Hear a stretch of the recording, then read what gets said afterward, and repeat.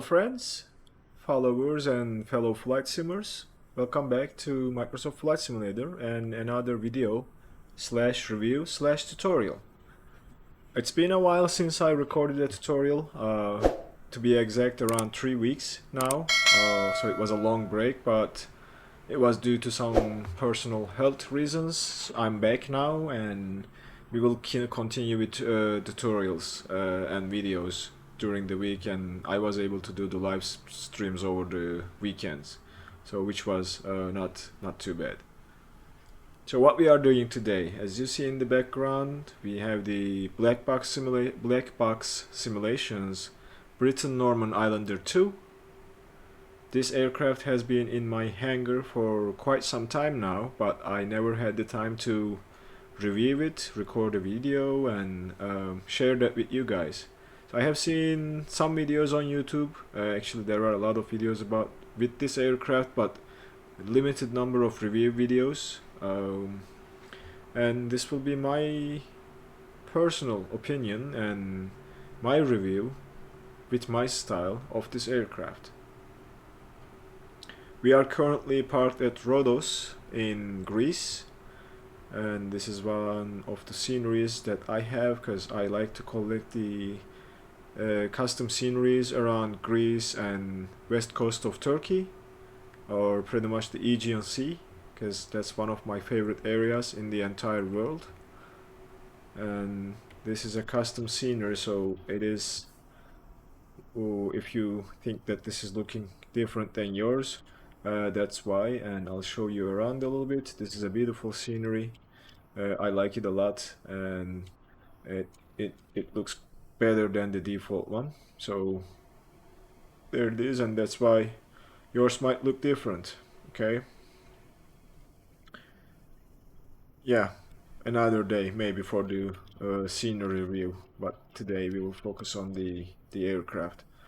This is probably not the proper livery for this part of the world, but well, I wasn't able to find one for Greece or Turkish Airlines or any airline operating from Greece or Turkey for this aircraft, so we will stick with this one because I liked this one better than what I the other ones I had.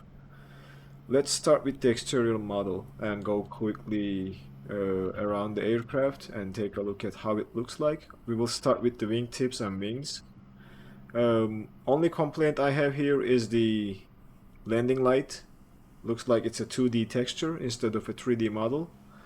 I am going to zonk that, but other than that, it looks great. You see all the seams, all the rivets, everything is high quality, and it shows in the video.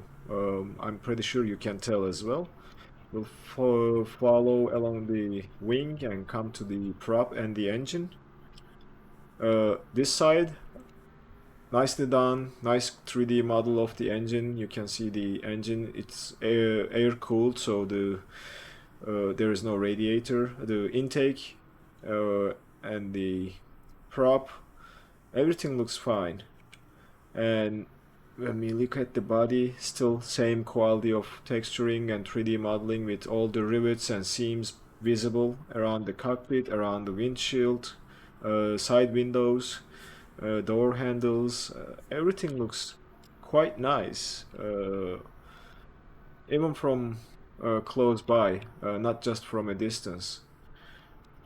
We'll check the interior here in a little bit, but oops, hit the wrong button. Sorry, we'll come back again and we'll check the landing gear and the flaps and the other parts of the wing. So sun is in the way, so let's move a little bit and maybe change the time of the day for that sun to go away and not shine into our eyes. But look at that, the reflections, the PBR materials, all the details of the wing is nicely done. The exhaust over there, the wheels and the rims, I think that's acceptable quality. From a distance they look okay, and acceptable, I think. All in all, I think I have to say this aircraft has a nice 3D model and good texturing throughout the aircraft for the exterior. Let's move to the tail area again and let's take a look at this beacon light and the antennas. Again, from close by, maybe this looks a little bit um, not so round or maybe low resolution, but from a distance, I think it's hard to complain about the exterior model of this aircraft. So that's my opinion about the exterior model, and we will just jump into the cockpit here in a second after I set my camera angle. And we'll look at this interior and the cockpit. So let's jump in and let's start with the overhead panel. Floodlight, spotlight for the overhead, whatever you call it. Uh, Looks great. The textures over here, the leatherette, whatever it is, it looks acceptable and high quality or high resolution. Same for the text and the weathering effects and this wear and tear at the overhead panel. Sun visors do work. The connectors and everything of that are also high quality. I think the ceiling or the roof texture could have been a little bit better. But other than that, the gauges, flaps, fuel quantity, amps and volts, electrical system gauges all look great. Lamp over there too, side lamps or cabin lamps, rudder trim, and then the fuel switches. So I'm not sure if they are like this in the real aircraft and plasticky. That's what I'm trying to say, because this looks a little bit more plastic than, I don't know what I expect to find in an aircraft, but maybe the real aircraft is like this too. I haven't seen any videos of the real thing, so don't quote me on that. And the other complaint I have is this should be turned off, and it should, when you load into the aircraft, it should look like this, and you should turn the fuel valves or fuel switches to on. But it is not. Maybe in a future update, Blackbox Simulations will do it for us and make that change. Other than that, these two switches can also be used to feed the opposite engine. Like this is the port engine, and you can feed it from the port tank, or you can go and feed it from the starboard tank, like a cross feed. And same for the starboard engine, you can feed it from the port tank. And I think that substitutes for cross feed. So overhead, I think everything looks nice. Down below, I love these gauges. They look absolutely amazing to me. They are super clear, they are very easy to read, and they are 3D modeled gauges, and they look awesome. No complaints there. Even from an angle, if I move like this and go to the side a little bit and try to get an angle to see or show you the reflections of the gauges, that's what I'm trying to do if I can. It's hard to do it with the keyboard movement, but look at that. Everything over here, all the gauges, I think they are high quality and I like them. I have no complaints about these gauges. You see the enough reflections, not too much.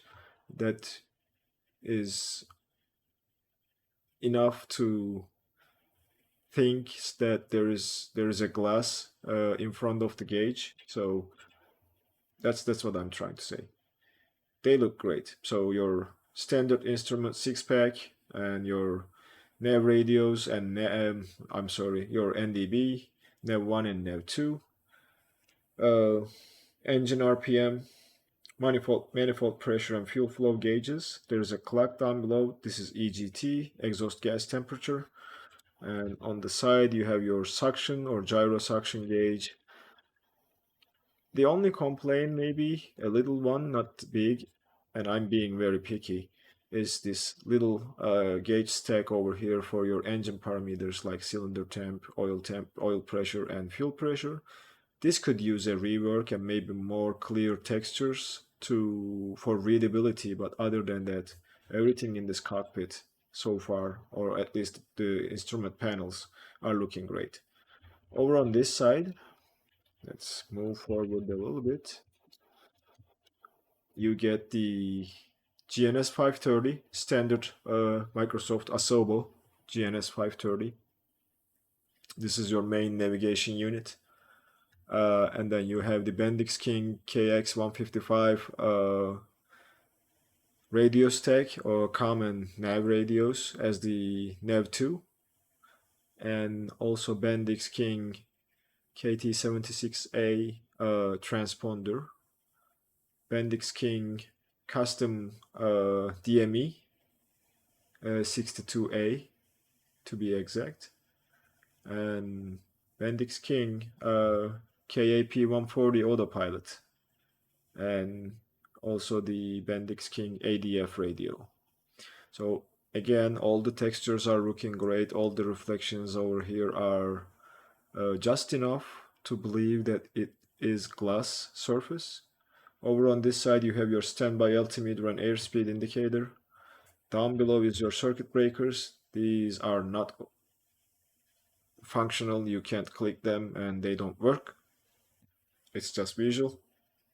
And this is your audio panel to listen to different audio sources like DME, microphone, VHF1, VHF2, ADF. This is in-up, HF1, HF2, and NAV1 and NAV2 radios. You can listen to those sources. That's the co-pilot side panel. Sorry, my views keep getting messed up. Over on this side, down below, pedestal. We'll come to pedestal after here. EGT, we talked about this clock and gyro suction. Air conditioning doesn't work, so no air conditioning at all, unfortunately. Bad for our virtual passengers. Windscreen de-icing, pitot and stall heat, and then airframe de-ice and prop de-ice. Over on this side, nav lights, taxi and landing lights pulse.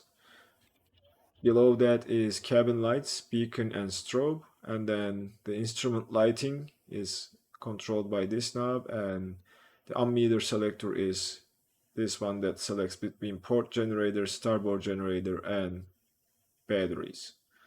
Electrical panel, your battery switch, port generator, and starboard generator, and external or starter isolation switch. And parking brake and carb heat is here. And finally, the pedestal panel. Trim setting and the indicator.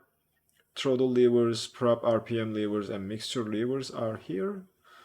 Flap lever is right here, and they all look nice. All the texturing is again high quality and easily readable, and you can tell that this aircraft has seen some days by just looking to the textures. Even the springs and the rudder pedals are modeled very nicely, so if you move, it's animated and it moves, so no complaints there. There are some wires that goes to, couple things. That's I believe going to the circuit breaker panel, and behind the panel, maybe it's a grounding. I don't know. I haven't been in this aircraft at all. I am just trying to guess what that is. The heater doesn't work, unfortunately, but aside from that, everything does. These four switches control the cockpit doors and passenger doors and cargo door.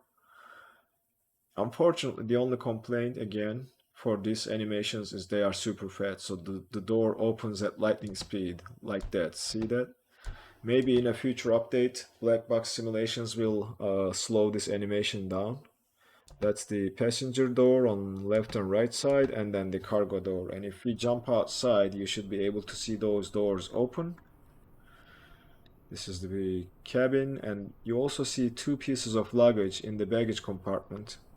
and then that's the pilot or cockpit door, and then the front passenger door. Unfortunately, you can't open the doors through the door handles by clicking them like you can in most aircraft. Maybe that will change in a future update too. And this little counter here is your airframe hours. If we go back and become a passenger, the cockpit textures are a little bit on the low quality or low resolution side, especially here, and the curtains and ceiling. But this is to save you your precious FPS, because most of the time you will be looking to the gauges and instruments, not sitting here and looking through the window. Maybe you can for a little bit, not for so long. The seat textures are better in resolution, and I think they are sharing the same textures as the pilot and co-pilot seats, and that might be the reason why they look better. And aside from that, I think the cabin looks nice. Not too much to complain about, except I mean it might be due to this aircraft being too old and used. There are some sagging on the ceiling uh, liner. Maybe that's intentional. I don't know. And we have a co-pilot sitting back there. I don't know why. The way to get rid of her is to open weights and balances and get rid of this passenger and move it aside, and she should disappear when you do that. Yep, so she's gone. As I said, oh, you can open the door from there. I lied, the cockpit door maybe, but I don't think you can do the same with the passenger door from here. Yeah, that's not possible. Okay, so let me know what you guys think about this aircraft. Pretty sure you might have seen some videos about this aircraft already, because she has been around, I believe, 10 months. I am just joining to the party a little bit later than everybody else, but yeah, and forgot to mention we have an outside air temperature gauge over here. So the temperature is around 12 degrees Celsius right now. So that's the last thing I will talk about the cockpit here.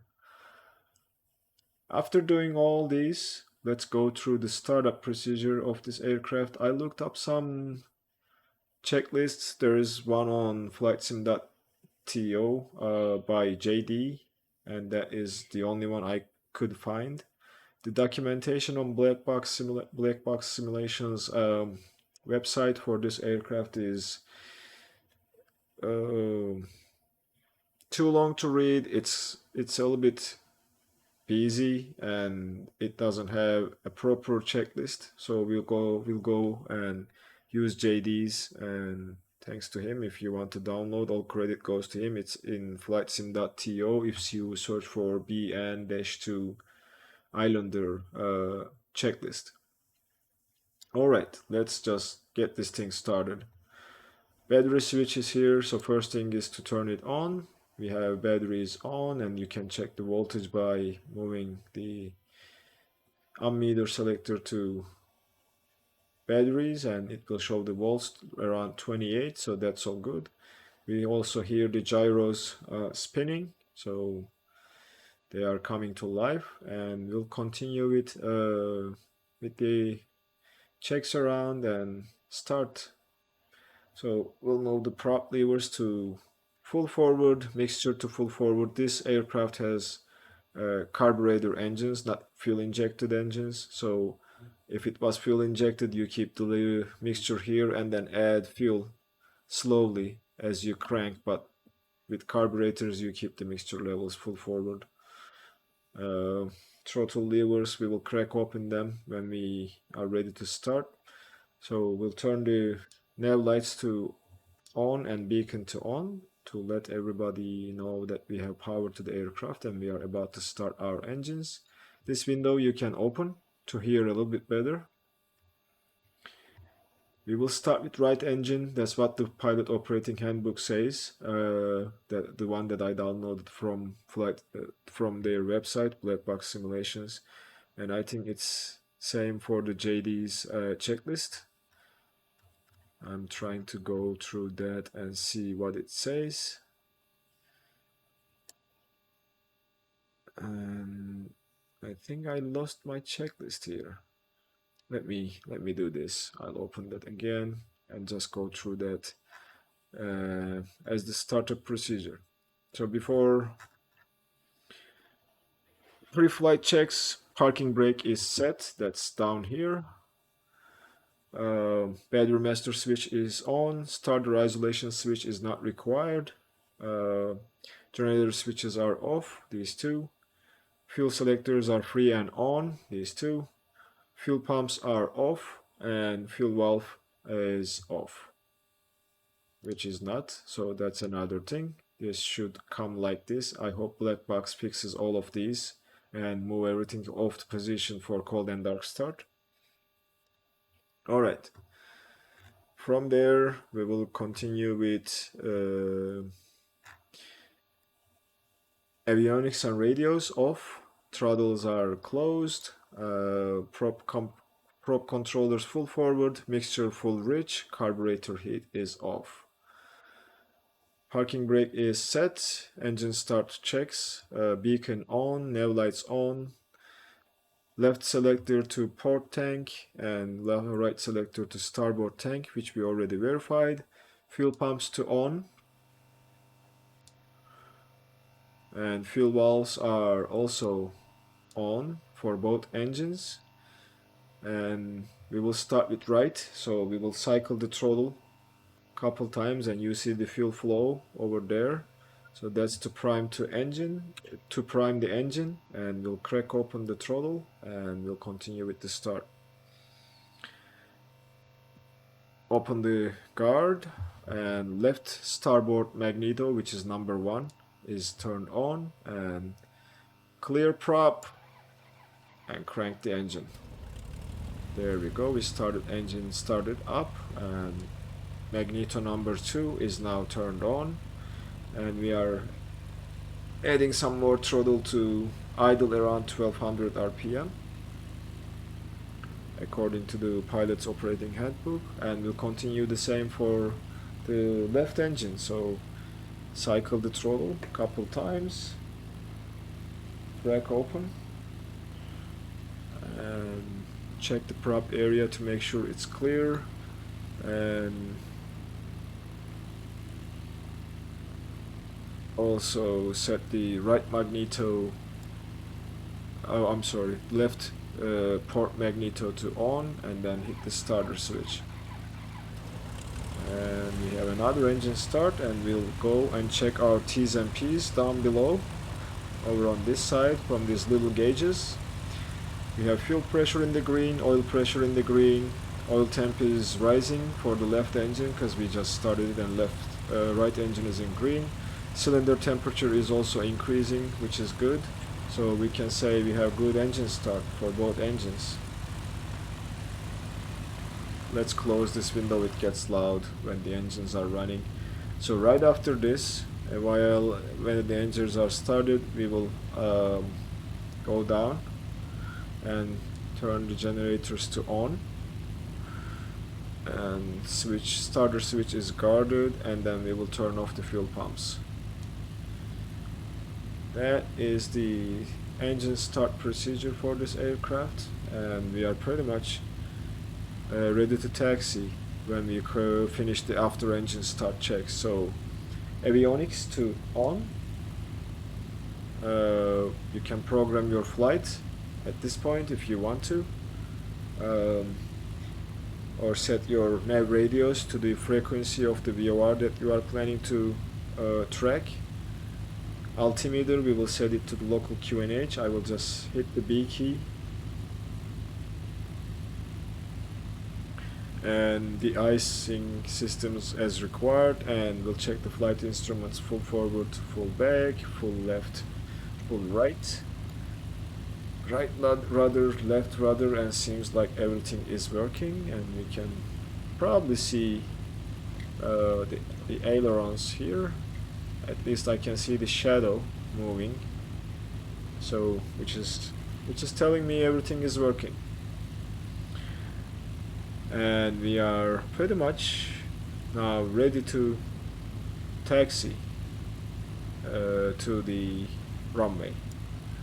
So we assume that we obtained the clearances and everything else is ready to go. Alright, so what we do at this point is I will turn the taxi lights to on, and I will taxi to the runway, bring you guys back. We will take off and take a look at a couple more things, and then we will wrap up the video there. See you in a little bit, guys. Welcome back, friends. We are ready to enter the runway. So holding short right now, and I just wanted to show you the night lighting of this aircraft before we just take off, and talk about that a little bit as part of the review. So we'll advance the time to night time, and I think that's enough. So all the exterior lights are looking great. So those are taxi lights. If I turn on the landing lights, they become brighter. And this is the strobe, and I think there are no complaints whatsoever for the exterior lights. And you also have the option to pulse the landing lights. So if I go and turn the landing lights on, you'll see them pulsing now, as you see, like this. So for more I think more visibility. So that is also an option using this switch. When it comes to interior lighting, this knob controls the interior lighting. So this one click to the right will give you instrument lights, and aside from these gauges and the ones over here, which looks a little bit fake if you ask me, or maybe this is how these gauges are lit, I don't know, maybe the light is coming from the base right here, but it looks a little bit fake in my opinion. But these are looking awesome, the flight instruments. If I turn it to this side one more, then you get the panel lighting, which makes things a little bit more realistic and more pleasing to look at. And the other thing is, down below you have the cabin lights on this side, and that turns the cabin lights on, like you see, which is nice. And everything you see here can be seen from outside too. Look at that. And that's just great. So no complaints, except these gauges looking a little bit different to my eyes, but maybe that's how they are in real life. So yep, that's what I wanted to share. Let's roll the time back a little bit, and we will keep going. And we probably need to turn off the cabin lights and the instrument lights. Let's turn our landing lights, strobe and pitot heat, and enter the runway.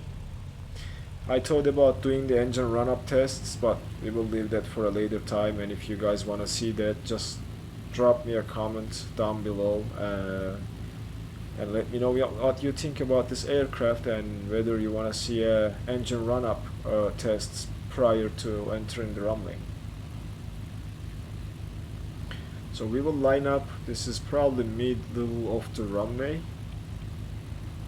looks like it. So it has more than enough runway for us to take off. So we'll make our turn here, and we'll discuss a couple more things about takeoff, and then we will take it from there. We will also go through the checklist again for the takeoff. Oops, what did I do? I turned more than I wanted, unintentionally, because I was looking to the other screen. So sorry about that. I have to cycle around and come back to the center line of the runway, like so, and I think this is better now. Alright, let's line up here and talk about the takeoff and take a look at the checklist. So avionics, yes, we assume that we set it. Transponder goes to altitude reporting on. like that. Landing lights are on, altimeter checked, strobe lights are on, prop controls are full forward, mixture full rich, carb heat off, trim needs to be neutral, so that is the pitch trim, right? So we'll move it to a little bit towards the bottom half of the green tape. Rudder trim is here and it's neutral and at the takeoff position, so that's good. Flaps to takeoff, so that's our flap indicator here. Fuel selectors are on, fuel valves are on. We will turn the fuel pumps on during takeoff. Flight instruments checked, pitot heat is on. De-icing we will not need, and we controlled we checked the flight controls.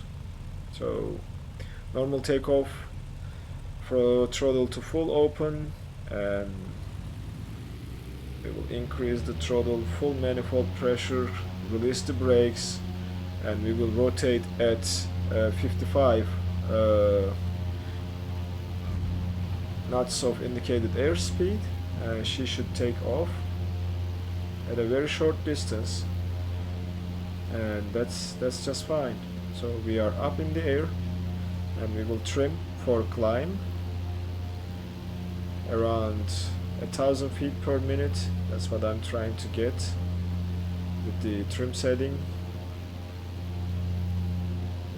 Just a little bit less than that, and it should be just fine. There we go. We will climb a little bit like this, and we'll talk about the proper climb settings, and you have to adjust the trim. So flaps are coming up, we are in the green band of the speed tape, and after the flap change we will readjust the trim setting for the climb that we are looking for. Just like that. It's sometimes a little bit flimsy, and it could be due to my trim wheel, and that looks about right to me, and it keeps bouncing around as the speed changes. So we'll climb to roughly to 2000 2500, and we will level off and trim the aircraft for level flight, and talk a couple things mostly around how to lean the engine and how to lean the mixture. So 2000, we are passing 2000. Let's shallow the climb a little bit. I'm not sure if I have the correct view. Yep, I do. Everything over here looks okay. We don't want to climb 1,000 feet per minute, and we are coming to 2500. So we will keep that down for the aircraft to keep climbing slowly, but also maintaining level flight. I think 500 feet per minute for now is going to be a good climb setting, and we will adjust the power. So we will come back on the throttle first and drop it to around 20 to 22 inches manifold pressure.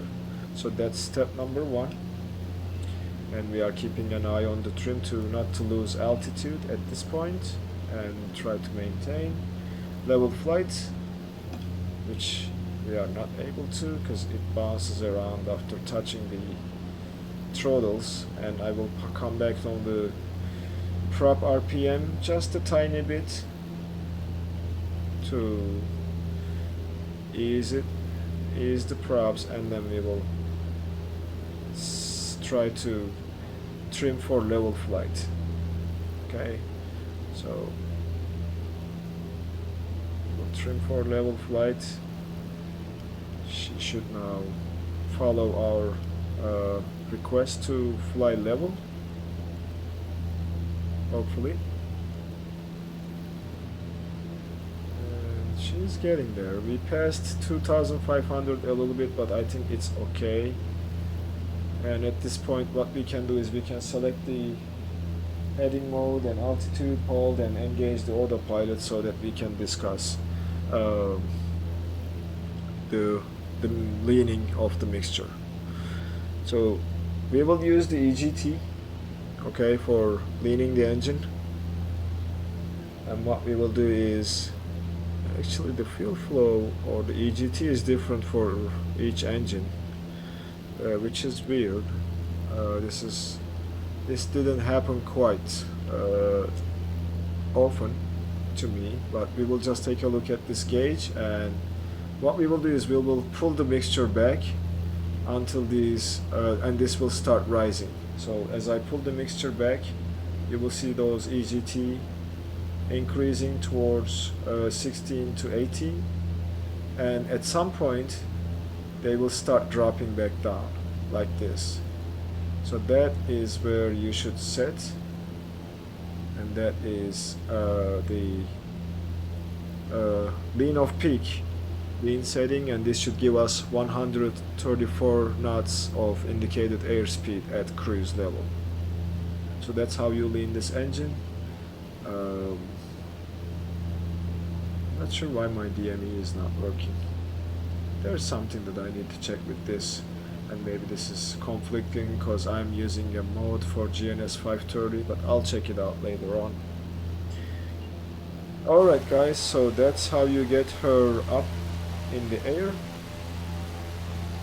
and lean the engine and fly around. She's actually fun to fly for VFR and slow flights for sightseeing, and I highly recommend for this aircraft despite the issues that I pointed out.